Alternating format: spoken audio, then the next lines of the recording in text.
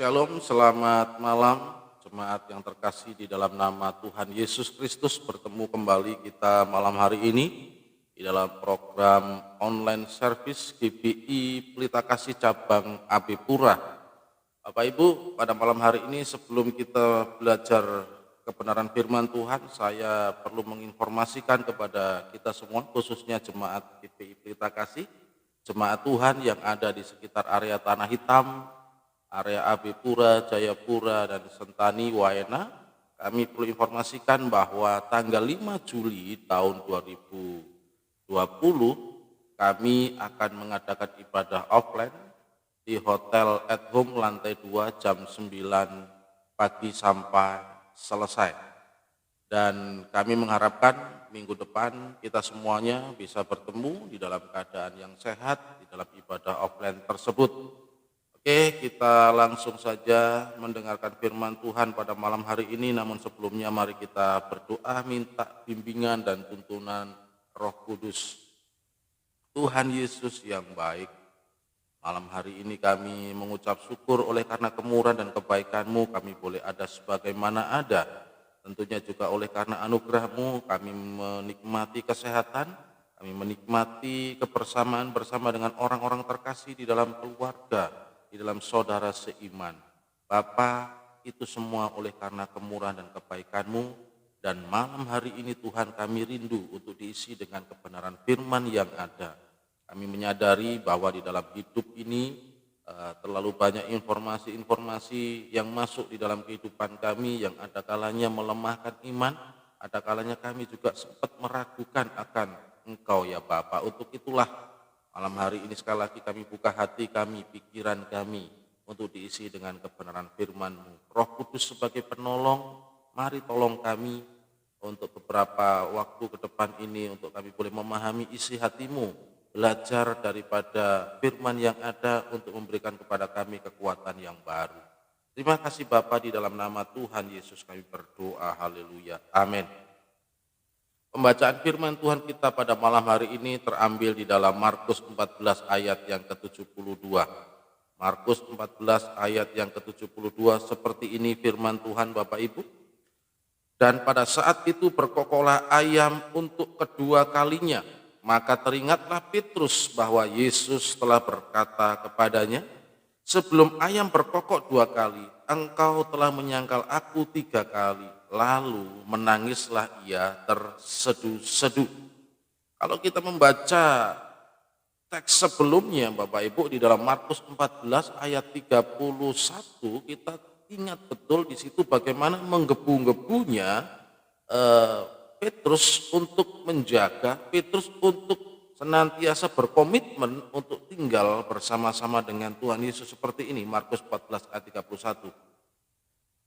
Tetapi dengan lebih bersungguh-sungguh Petrus berkata, sekalipun aku harus mati bersama-sama engkau, aku takkan menyangkal engkau. Semua yang lain pun berkata demikian juga. Bagaimana Petrus saat itu sangat antusias untuk selalu bersama dengan Tuhan. Boleh saya katakan dalam keadaan suka duka dia siap untuk berada di samping, di belakang Tuhan Yesus. Tetapi apa yang dia sampaikan di hadapan Tuhan Yesus beberapa jam kemudian Bapak Ibu, Petrus ini berubah drastis. Apa yang dia buat komitmen dengan Tuhan, ya, dia sangkali. Ya. Karena apa? Karena Petrus pada waktu itu sangat-sangat ketakutan. Ya. Dan apa yang dihadapi, yang dilakukan oleh Petrus ini, Bapak Ibu semuanya itu tepat seperti yang Tuhan Yesus katakan di dalam Markus 14 ayat 30. Seperti ini bunyi firman Tuhan.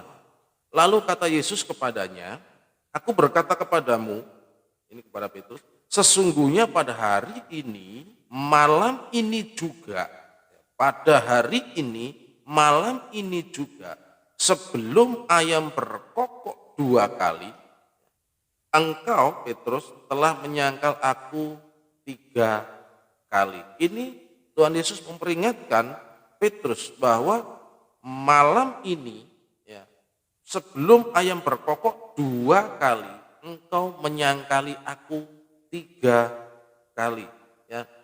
Bahkan kalau kita baca ketika Tuhan Yesus memperingatkan hal seperti itu, Bapak Ibu, Petrus ini begitu begitu antusias ya, begitu antusias dan dia tetap tidak guru bahwa aku akan tetap bersama dengan engkau. Dan Bapak Ibu perlu kita melihat bahwa pada akhirnya di dalam Markus 14 ayat 71, sebelum ayam berkokok, ya sebelum teks yang kita baca tadi Markus 14 ayat 72, itu Petrus ya sudah menyangkal 3 kali bahwa dia tidak mengenal Tuhan Yesus. Bahkan di sangkalan yang ketiga kali dia sampai bersumpah dan mengutuk ya bahwa dia tidak pernah mengenal Yesus seperti ini. Markus 14 ayat 71. Maka mulailah Petrus mengutuk dan bersumpah. Maka mulailah Petrus mengutuk dan bersumpah, aku tidak kenal orang yang kamu sebut-sebut ini. Coba bayangin Bapak Ibu. Ya, Petrus mengutuk dan bersumpah bahwa dia tidak mengenal Yesus ketika ditanya oleh hamba-hamba imam besar pada waktu itu. Nah, coba kita melihat dan kita berpikir ya, kira-kira kenapa Petrus melakukan penyangkalan ini? Kita cek ke TKP Bapak Ibu ya, bahwa situasi di mana ketika Petrus menyangkal Tuhan Yesus, Bapak Ibu kalau kita membaca Markus 14 ayat 66, di situ dikatakan seperti ini, pada waktu itu Petrus masih ada di bawah di halaman, lalu datanglah seorang hamba perempuan imam besar. Jadi ceritanya ketika Tuhan Yesus habis ditangkap di Taman Getsemani, Tuhan Yesus dibawa ke halaman rumah imam besar di situ, dan disitulah Tuhan Yesus diadili oleh pengadilan agama pada waktu itu, terjadi pada malam. Dan Petrus diam-diam mengikuti apa yang terjadi, dan sesuai dengan apa yang kita baca tadi, Petrus juga ada di halaman imam besar ya. Di situ yang hadir Bapak Ibu kalau kita melihat di dalam Markus 14 ayat 53 dikatakan, kemudian Yesus dibawa menghadap imam besar, lalu semua imam kepala, tua-tua dan ahli Taurat berkumpul di situ. Jadi yang hadir di dalam di halaman imam besar pada waktu itu ada imam besar, ada imam kepala, ada tua-tua dan ahli Taurat, dan juga tentunya masyarakat yang ada di sekitar situ yang pro terhadap majelis agama. Tentunya di situ ada orang-orang yang sangat berpengaruh. Di situ ada orang-orang yang memiliki kuasa penuh ya di dalam hal agama, yang bisa memerintahkan untuk menangkap dan untuk melepas sesuai dengan hukum agama pada waktu itu. Nah, ini yang dialami oleh Petrus. Dia sangat sepertinya bahwa dia tuh nggak ada teman, dia sendiri di situ. Yang kedua, yang membuat Petrus ya, saya coba memikirkan kenapa Petrus sampai seperti yang pertama, karena situasi ya, saya ulangi lagi, situasi keadaan di mana Petrus pada waktu itu ada di halaman imam besar, di situ hadir orang-orang yang berpengaruh majelis agama. Ya, tentunya ini membuat nyali Petrus itu ciut. Yang kedua, yaitu yang membuat Petrus itu menyangkal, yaitu tentang pemahaman Petrus tentang Mesias, bahwa Petrus itu memandang bahwa Mesias itu akan hadir secara politik ya. Dan ini tidak masuk di akal kalau sang Mesias yang selama ini saya ikuti ya tidak berkutik di hadapan majelis agama ya. Bagaimana ketika imam-imam, bagaimana ketika saksi-saksi dusta menuduh tuduhan-tuduhan pengajaran yang menyesatkan ini kepada Tuhan Yesus. Di sini Tuhan Yesus tidak memiliki suatu respon, tidak menjawab di dalam Markus 14 ayat 61. Tetapi ia tetap diam dan tidak menjawab apa-apa. Imam besar itu bertanya kepadanya, sekali lagi katanya, apakah engkau Mesias, anak dari yang terpuji? Sampai dengan imam besar menanyakan sesuatu kepada Tuhan Yesus, semua tuduhan-tuduhan yang dialamatkan kepada dia, Yesus diam. Dia tidak menyanggah, tidak menjawab. Dan ini membuat Petrus yang pemahamannya ketika bahwa Mesias secara politik yang akan membebaskan bangsa Yahudi dari penjajahan, itu membuat dia sedikit kecewa. Apalagi ketika Tuhan Yesus diam dan ketika dia menjawab jawaban daripada imam besar tadi, ya, jawabannya itu tanda kutip blunder bagi Tuhan Yesus di dalam pengadilan agama ini. Begini, Markus 14 ayat 61 sampai 62. Tetapi ia tetap diam dan tidak menjawab apa-apa. Imam besar itu bertanya kepadanya, sekali lagi katanya, apakah engkau Mesias, anak dari yang terpuji? Jawab Yesus, akulah dia. Dan kamu akan melihat anak manusia duduk di sebelah kanan yang maha kuasa dan datang di tengah-tengah awan-awan di langit. Tuhan Yesus diam atas tuduhan-tuduhan yang lain. Tetapi ketika dia mendapatkan suatu pertanyaan dari imam besar tentang Mesias, dia langsung menjawab, akulah dia. Ya. Dan ini membuat apa? Membuat imam besar dan orang-orang yang ada di situ seketika itu marah. Dan mereka berteriak dan memutuskan dengan bulat bahwa Yesus harus dihukum mati. Ya. Dan yang ketiga yang membuat Petrus itu melakukan penyangkalan yaitu bahwa Tuhan Yesus itu tidak berdaya. Bagaimana selama ini dia mengadakan mukjizat, membangkitkan orang mati, menyembuhkan orang yang buta, orang yang lumpuh bisa berjalan. Tetapi di dalam pengadilan agama ini Tuhan Yesus tidak berdaya. Oleh karena jawaban yang tanda kutip blunder tadi di dalam Markus 14 ayat 65, maka Tuhan Yesus mulai ya di situ Markus 14 ayat 65. Lalu mulailah beberapa orang meludahi dia, meludahi Tuhan Yesus dan menutupi mukanya dan meninjunya sambil berkata kepadanya, hai Nabi, cobalah terka. Malah para pengawal pun memukul dia. Bapak Ibu, ini Petrus semuanya melihat kejadian ini. Petrus melihat dengan mata kepalanya sendiri. Bagaimana selama 3,5 tahun dia bersama dengan Tuhan Yesus melakukan perkara-perkara yang besar. Bagaimana harapan dia bahwa semakin yakin dialah Mesias akan membebaskan bangsa Yahudi. Tetapi di satu titik yang dia lihat bahwa dia, Bapak Ibu, kita lihat di situ, dia diludahi. Mukanya ditutup lalu ditinju. Dan ada beberapa pengawal yang memukul Tuhan Yesus. Tentunya ini membuat shock Petrus ya. Nah, melihat situasi seperti ini maka Petrus memilih untuk menyelamatkan diri ya. Dia memilih untuk menyelamatkan dirinya sendiri dan tidak mau menderita bersama dengan Tuhan Yesus. Tentunya sangat-sangat jauh dengan komitmen dia sebelum ya peristiwa ini ya, sangat-sangat jauh dan bertolak belakang dengan apa yang terjadi yang dia putuskan. Ada 2 kejadian yang mencuri perhatian saya di dalam peristiwa ini Bapak Ibu. Yang pertama yaitu ayam berkokok 2 kali. Tadi kita sudah melihat bahwa di dalam Markus 30 dan Markus 72 ya, tentunya di pasal yang kita baca tadi pasal 14 begini firman Tuhan tadi. Lalu kata Yesus kepadanya, aku berkata kepadamu sesungguhnya pada hari ini, malam ini juga sebelum ayam berkokok 2 kali, engkau telah menyangkal aku 3 kali. Ini ayat yang ke-30, ayat yang ke-72. Dan pada saat itu berkokoklah ayam untuk kedua kalinya.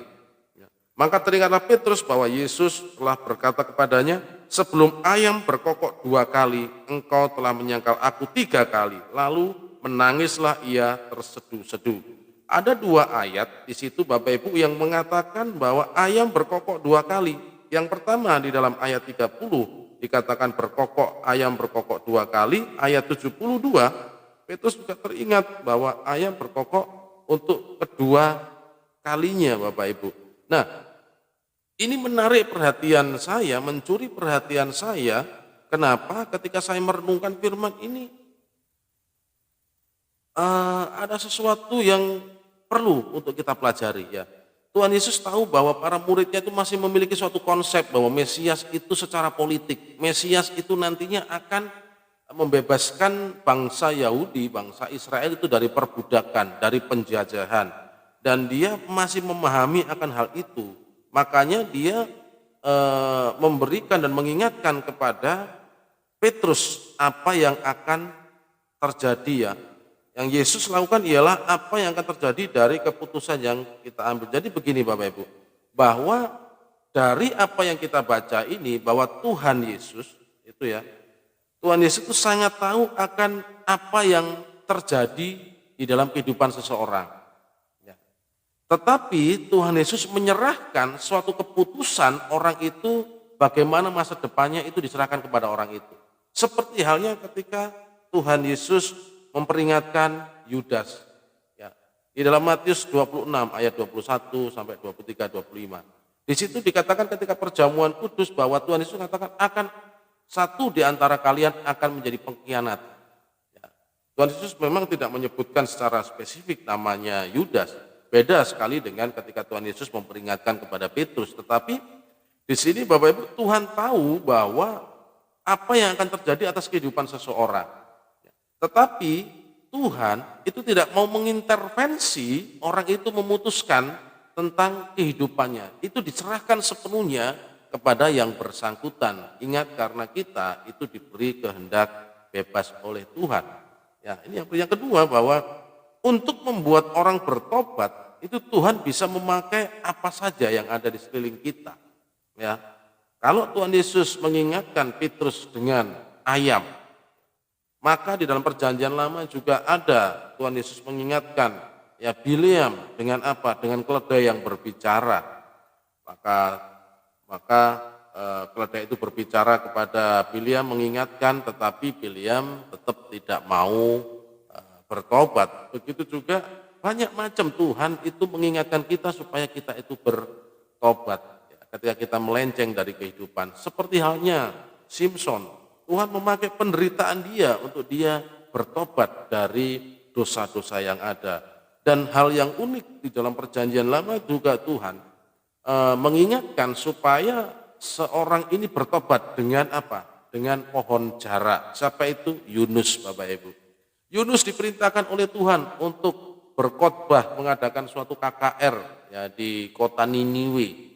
Tapi Yunus tidak mau, dia coba mau lari. Tapi apa yang terjadi bahwa pada akhirnya dia dipaksa, tanda kutip, oleh Tuhan untuk tetap menyampaikan isi hati Tuhan ke kota Niniwe. Dan apa yang terjadi bahwa ketika Yunus ini menyampaikan tentang maksud Tuhan, dia masih dalam keadaan jengkel. Tetapi ketika dia melakukan itu pun ada suatu pertobatan di dalam Niniwe. Dan inilah yang membuat Yunus itu jengkel kepada kemurahan Tuhan, tanda kutip ya, jengkel kemurahan Tuhan. Dan di tengah-tengah kejengkelan itu dia beristirahat di situ dan pada akhirnya terjadilah ketika dia ada di dalam padang gurun yang panas ya.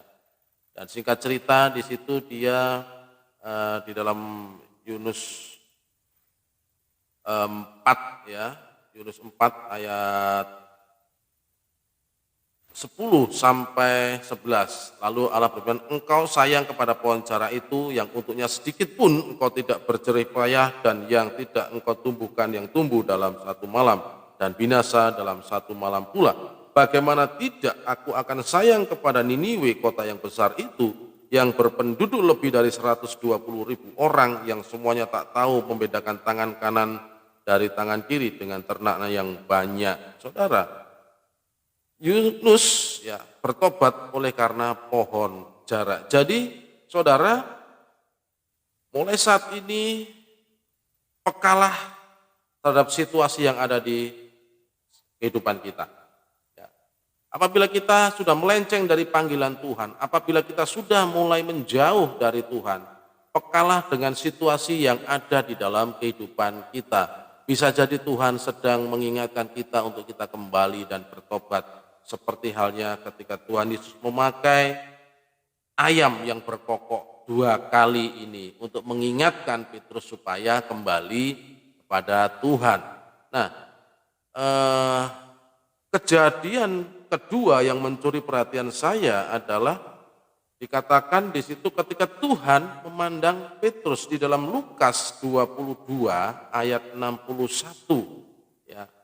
Jadi ceritanya ketika ayam berkokok yang kedua kali, Petrus sadar dan di situ Tuhan Yesus memandang kepada Petrus begini. Lalu berpalinglah Tuhan memandang Petrus, maka teringatlah Petrus bahwa Tuhan telah berkata kepadanya, sebelum ayam berkokok pada hari ini, engkau telah 3 kali menyangkal aku. Lalu berpalinglah Tuhan memandang Petrus. Ya. Bersamaan dengan ayam yang berbunyi 2 kali, ya, Tuhan Yesus tahu bahwa Petrus ada di situ. Dan Tuhan Yesus memandang kepada Petrus. Dan terjadilah pandang memandang antara 2 pasang mata yang ada di situ. Pandangan Tuhan Yesus bertemu dengan pandangan Petrus. Pandangan seorang guru yang mengasihi dan pandangan seorang murid yang mencoba untuk mengingkari, mengenal dia. Dan disitulah Petrus teringat akan apa yang dikatakan oleh Tuhan. Saya mencoba membuat atau memikirkan kira-kira sampai dikatakan tadi Petrus menangis terseduh-seduh. Ya. Itu tentunya ada suatu bahasa mata yang terjadi di sana. Bahwa bahasa mata itu tidak berbohong Bapak Ibu. Mungkin mulut kita bisa berbohong. Kita mengatakan aku mengasihimu tidak apa-apa, tetapi di dalam hati itu kita aku cuma bohongan saja. Tetapi bahasa mata Bapak itu kita bisa melihat. Ya. Orang lagi marah, orang pura-pura, itu kita bisa membedakan, kita bisa melihat kejujuran seseorang dari pandangan mata. Nah, pandangan Tuhan Yesus kepada Petrus di dalam Lukas 22 ayat 61 ini, saya mencoba, ya, ini saya yakin bukan pandangan penghakiman kepada Petrus. Karena apa? Sampai Petrus dikatakan di situ menangis terseduh-seduh. Ini pandangan Tuhan Yesus yang mengatakan mungkin seperti ini. Adalah bukan pandangan kebencian dari Tuhan kepada Petrus, ya. Juga bukan pandangan kekecewaan atas penyangkalan Petrus terhadap dirinya. Bukan Petrus, apa saya bilang, kamu ini sudah saya ingatkan, tetapi kamu dengan menggebu-gebu akan tetap bersama dengan aku. Tapi lihat, hanya ditanya oleh seorang wanita, engkau takut.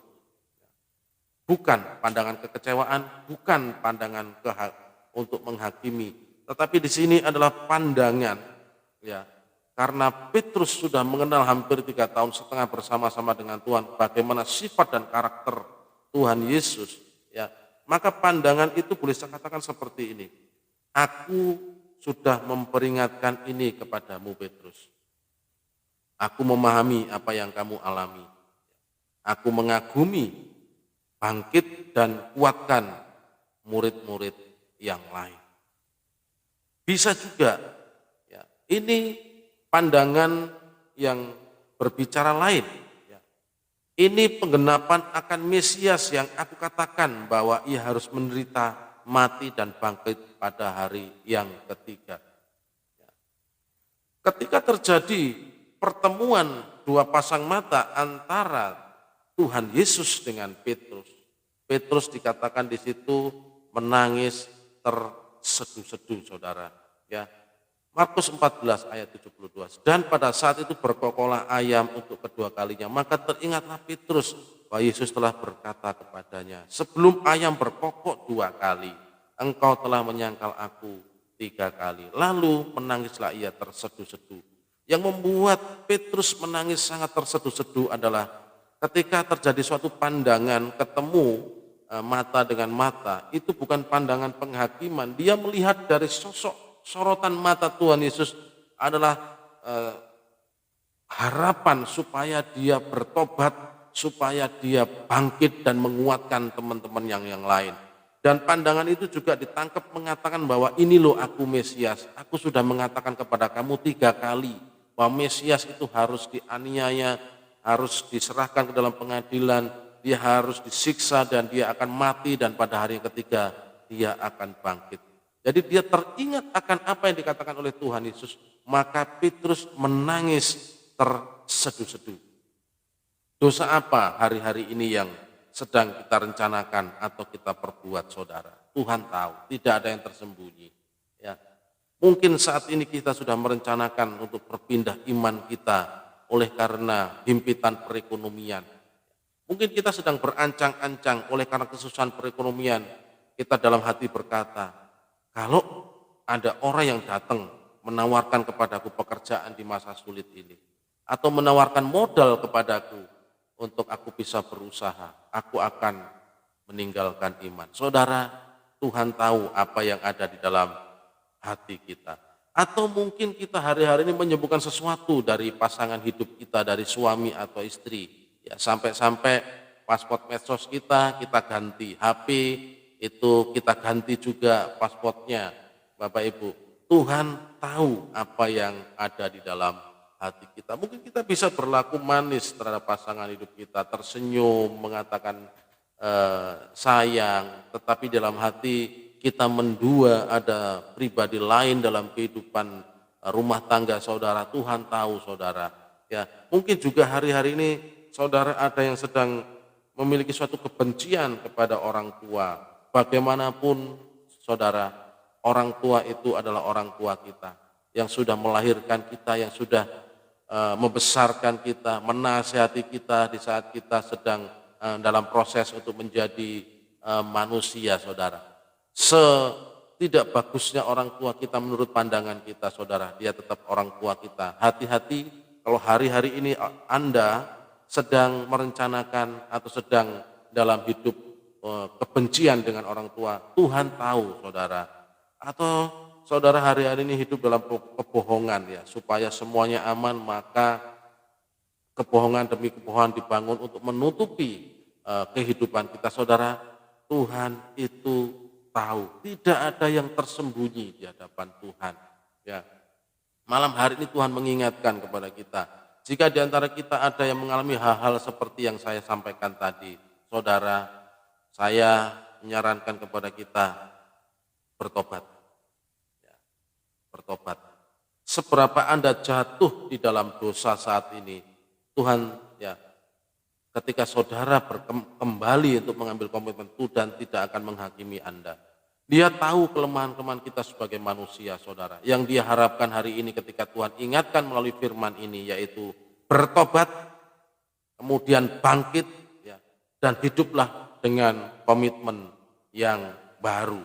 Petrus saudara, ketika dia bertobat, ketika dia bangkit, ketika dia mengambil suatu komitmen yang baru, kita bisa melihat Alkitab mengatakan setelah dia bertobat, setelah Tuhan Yesus naik ke surga, apa yang terjadi? Dia menjadi pemimpin di antara ke-11 murid yang ada, 12 ditambah dengan ketika terjadi pemilihan di dalam Kisah Para Rasul itu saudara. Dia menjadi pemimpin dan ketika dia bertobat, dia bangkit dan dia memiliki hidup komitmen yang baru, kita bisa melihat saudara, bagaimana dia yang kemarin gitu saya katakan ya, ketika Tuhan Yesus masih di dalam pengadilan agama, dia ditanya wanitanya menyangkal, tidak, ya, aku bersumpah dan mengutuk bahwa aku tidak pernah mengenal orang itu yang dimaksud Yesus.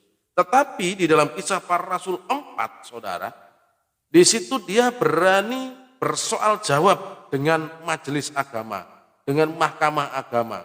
Di situ hadir juga imam besar Kayafas, orang-orang yang mengadili Tuhan Yesus, dan dengan lantang Petrus berani menghadapi mereka. Saya bacakan Kisah Para Rasul 4 ayat 6 sampai 7. Seperti ini bunyi-bunyian. Dengan imam besar Hanas dan Kayafas, Yohanes dan Alexander dan semua orang lain yang termasuk keturunan imam besar. Lalu Petrus dan Yohanes dihadapkan kepada sidang itu dan mulai diperiksa dengan pertanyaan ini. Dengan kuasa manakah atau dalam nama siapakah kamu bertindak demikian itu? Maka jawab Petrus, penuh dengan Roh Kudus, hai pemimpin-pemimpin umat dan tua-tua. Coba lihat saudara, saya ulangi lagi ayat 8.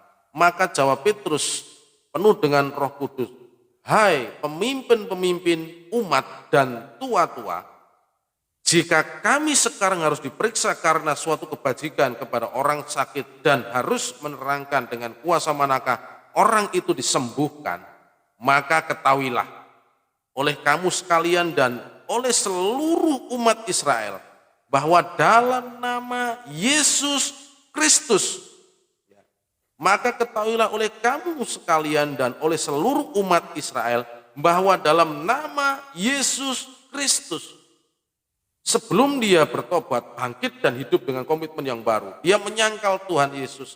Tetapi setelah dia bangkit, setelah dia bertobat dan hidup dengan komitmen yang baru, dengan lantang, di hadapan orang-orang yang sama menghakimi Tuhan Yesus, katakan bahwa dalam nama Yesus Kristus, orang Nazaret yang telah kamu salibkan, saudara.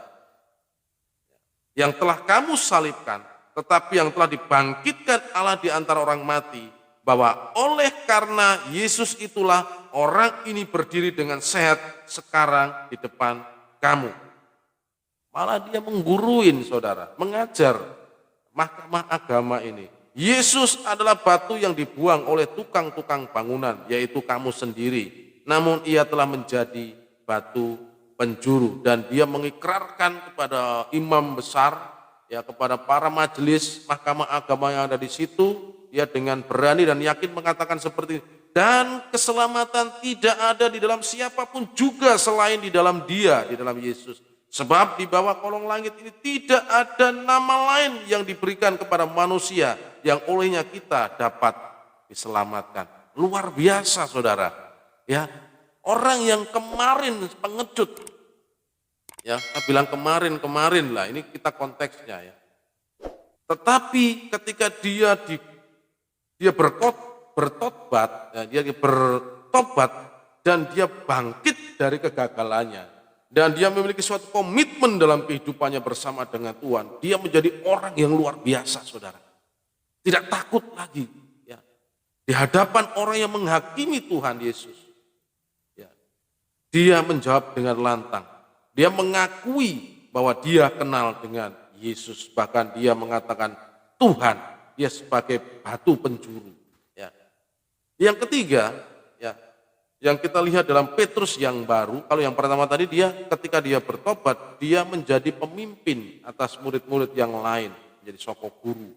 Yang kedua, dia berani bersoal jawab dengan mahkamah agama. Yang ketiga, saudara, ini memang tidak ditulis di dalam Alkitab, tetapi menurut tradisi bahwa kematian Petrus menurut tradisi, ya, yang dicatat oleh Hieronymus, ya, bahwa dia dijatuhi hukuman salib oleh karena imannya yang tidak mau menyangkal kepada Kristus.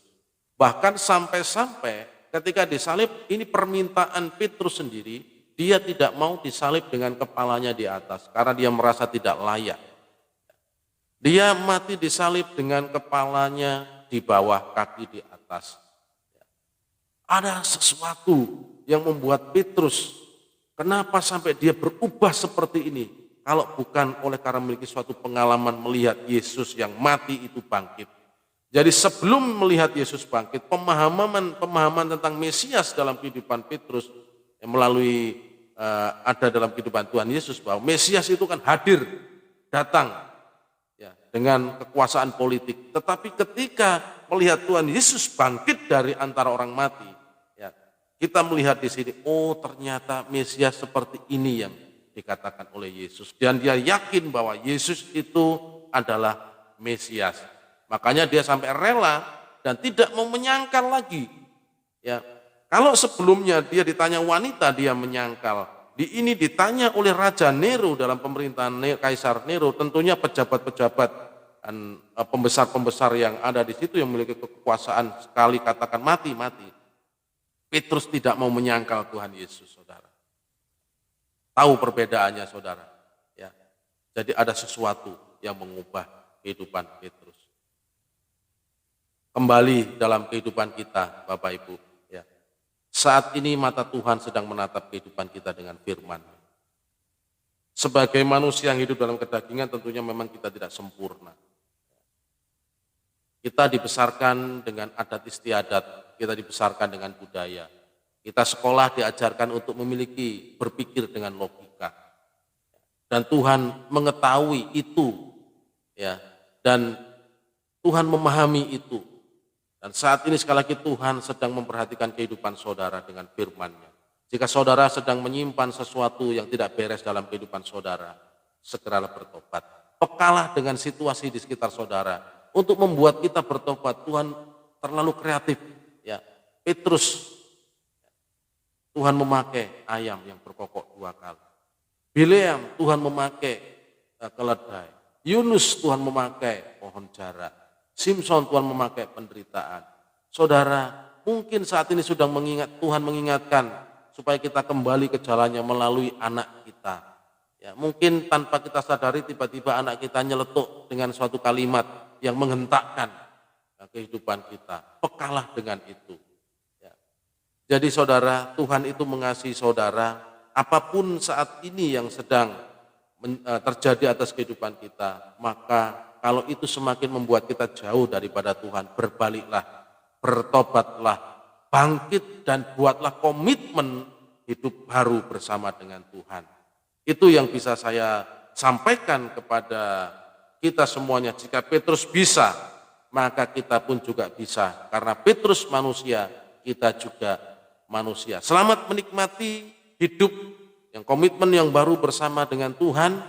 Tentunya kalau kita tidak mampu, mintalah pertolongan Roh Kudus untuk dimampukan. Mulai bangun mesbah doa bersama dengan Tuhan, sediakan waktu secara khusus minimal saudara, ada dengan Tuhan melalui perenungan dan doa secara pribadi maupun dengan keluarga. Tuhan Yesus memberkati kita semuanya, mari kita berdoa. Tuhan Yesus, terima kasih atas firman-Mu yang ada. Terima kasih Tuhan. Terima kasih. Terima kasih Tuhan. Sekiranya ada di antara umat-Mu yang melihat video ini dan sedang merencanakan Tuhan hal-hal yang menjauh daripada Engkau, Tuhan tolong. Dan melalui firman ini biarlah umat-Mu semakin mengasihi Engkau ya Bapa. Roh Kudus, hamba-Mu berdoa kepada setiap orang yang mendengarkan renungan ini supaya Engkau menolong. Seberapa berat beban ekonomi, seberapa berat beban kehidupan permasalahan yang dihadapi Tuhan, tolong ya Bapa. Biarlah umat-Mu datang kepadamu dengan segala kekurangan dan kelemahan yang ada. Karena kami percaya dan kami tahu bahwa Engkau tidak pernah menghakimi setiap orang yang datang untuk berbalik kepadamu. Engkau Allah yang murah hati. Selagi masih ada waktu, nafas hidup ini, maka pintu pertobatan masih terbuka. Dan Tuhan, biarlah itu juga berlaku bagi setiap kami yang berkomitmen untuk kembali kepadamu. Terima kasih Bapa, terima kasih. Mampukan kami untuk hidup dengan komitmen yang baru. Mampukan kami untuk hidup terus Tuhan, beralaskan iman kepada Engkau saja ya Bapa. Terima kasih Bapa, di tengah-tengah kesusahan, di tengah-tengah kesulitan yang sedang terjadi saat ini Tuhan. Kami mohon supaya juga Engkau menolong umat-Mu yang mendengarkan firman ini. Apapun masalah yang ada Tuhan tolong dan Tuhan tunjukkan jalan keluar. Beri kemampuan untuk menghadapinya. Sehingga ketika ada jalan keluar dan mereka merasakan suatu jawaban dari doa-doa, dari pergumulan yang ada, maka umat tersebut akan bersorak-sorai dan semakin yakin kepadamu Tuhan. Terima kasih Bapakku, terima kasih. Terpujilah Engkau, terpujilah nama-Mu. Inilah doa kami, ucapan syukur dan permohonan kami alaskan hanya di dalam nama Tuhan Yesus kami berdoa. Haleluya. Amin.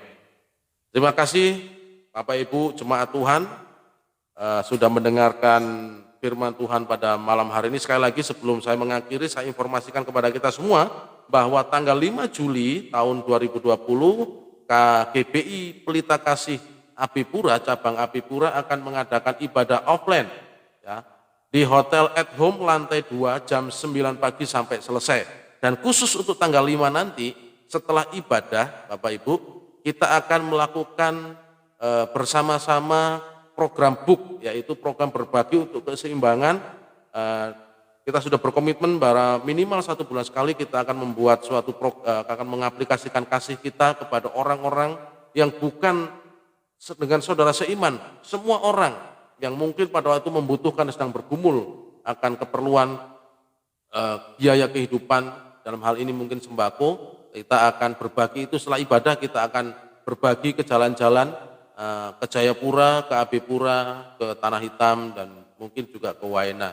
Kita akan berbagi itu. Dan di dalam ibadah nanti juga, karena ini minggu pertama akan disertai dengan perjamuan kudus, maka kami mengundang kepada Bapak Ibu untuk bisa bergabung bersama dengan kami tanggal 5 Juli tahun 2020 jam 9 pagi di Hotel at Home lantai 2. Jadi seperti itu saja. Terima kasih Bapak Ibu semuanya. Tuhan Yesus memberkati kita semuanya. Shalom.